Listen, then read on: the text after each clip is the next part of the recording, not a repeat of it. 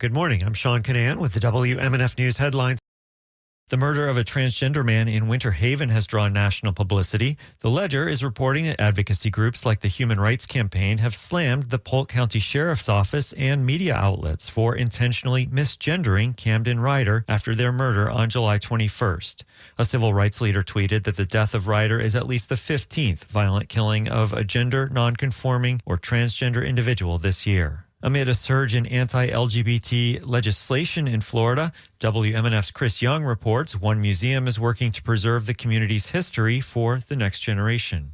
The Stonewall National Museum and Archives in Fort Lauderdale is one of the largest gay archives and libraries in the country. We have the gavel that Nancy Pelosi used when they took away Don't Ask, Don't Tell. For Robert Keston, executive director at Stonewall, preserving this history is more important than ever, especially in Florida's hostile political climate towards the LGBTQ community. Governor DeSantis signed an expansion in May to what critics call the Don't Say Gay bill. It prohibits instruction of sexual orientation and gender identity to many Florida students.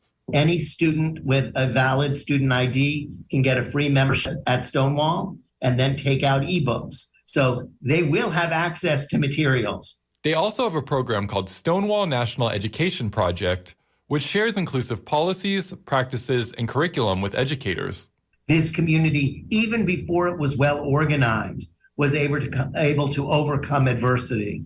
And it's that strength, that creativity, that courageousness that will carry us through this time and hopefully move Florida back to the right side of history. You can visit their website at stonewall-museum.org. For WMNF News, I'm Chris Young. Coral bleaching that has spread across the Keys amid an ocean heat wave is damaging hundreds of year-old boulder coral colonies in Miami. WLRN's Jenny Staletovich has more. Bleaching on the old reef-building boulder coral is a dire sign that the ongoing heat wave is taking a deeper toll. Divers from the University of Miami Rosenstiel School rescuing coral on Friday reported temperatures at about 89 degrees on Resaw Key Biscayne. That's well above normal for July. Waters are not just incredibly warm right now, but it's really early in the season. And this is pretty devastating for corals that live already right at the edge of their what we call thermotolerance. Ian Enochs runs the National Oceanic and Atmospheric Administration's Atlantic Coral Program. He says NOAA is creating 3D mosaics of the reef that'll provide a baseline to determine what's been lost after the bleaching ends. We think about reefs protecting our shorelines. They're a living wall. We think about reefs providing fishing and food, and it's that structure that fish are associated. He says other than monitoring, NOAA doesn't have the resources to do much more. scientists have also started outplanting some lab coral bred to withstand hotter water. They want to see how those corals fare in what's expected to be a summer of hot seas.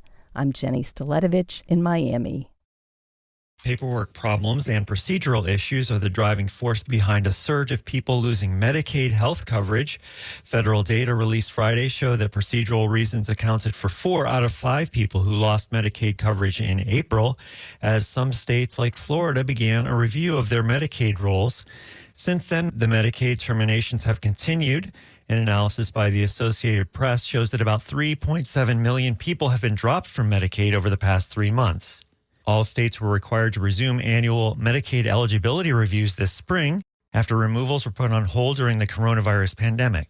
Florida has removed 408,000 people from its Medicaid rolls. WLRN's Veronica Zaragovia reports only Texas has unenrolled more people than Florida. Hundreds of thousands of Floridians began losing their Medicaid coverage in April. That's after federal rules let states start dropping those who no longer qualify after they'd been continuously enrolled during the COVID-19 pandemic. Enrollees must update their information with the Florida Department of Children and Families to requalify. But the state is drawing pushback after there were reports that some Medicaid recipients were not notified of any action. Florida could accept help from the federal government in the form of waivers. These waivers let states put Medicaid rules on hold to renew people or delay terminations. And the Florida Policy Institute, a nonprofit organization, is renewing its call for a pause until concerns are addressed.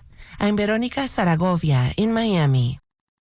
A Florida Sea Turtle Research and Conservation Center has surpassed its own nesting record. This month, the Loggerhead Marine Life Center counted just under 22,000 nests along a 9.5-mile stretch of beach on Juno Beach on the east coast of Florida. The previous record was a little bit more than 20,000 in 2019. Researchers attribute the high numbers to successful conservation efforts. Justin Peralt is the vice president of research at the center. We're protecting both the nesting females and the hatchlings that are emerging, and we're better understanding, threats that are currently happening and potentially emerging threats. Leatherbacks, loggerheads, and green turtles are among the most common species along Florida beaches. All of them are threatened or endangered. While the turtle numbers are promising and show that conservation efforts do pay off, we just need to make sure that we continue, we don't fall off the bandwagon here and lose our focus so that we don't see any declines in the future. Sea turtle nesting season on Florida's east coast begins on March 1st and ends on October 31st. Today, expect scattered thunderstorms. Highs will be in the high 80s. Tonight, a stray shower or thunderstorm is possible early on, with overnight lows in the high 70s. And tomorrow, scattered afternoon showers and thunderstorms, highs in the low 90s. I'm Sean Canan with the WMNF News headlines. This is The Scoop, recorded at WMNF Tampa.